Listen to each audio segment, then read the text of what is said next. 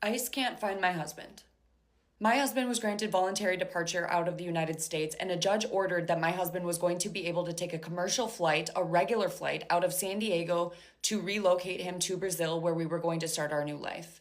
However, I signed on to the app this morning that we have been able to use to communicate, and it says that he is no longer in the system. Now, I called Otay Mesa Detention Center and I said, hey, why am I unable to communicate with my husband?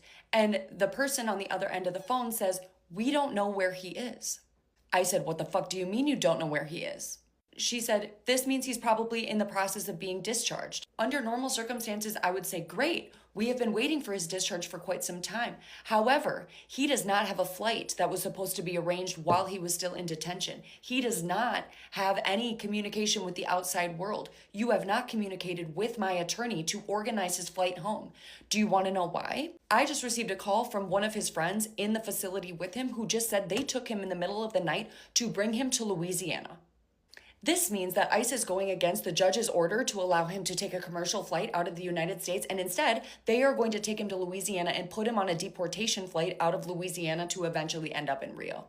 One, why is your friend having to be the one to communicate that information to me? Two, why, when I call the facility, then you tell me you don't know where he is? You know exactly where he is, and you know that the reason you're not telling me is because he's not supposed to fucking be there. I don't know if he's on a plane. I don't know if he's on a bus. I don't know the next time I'll speak to him. And this is all going on when it was never what was agreed on by the court.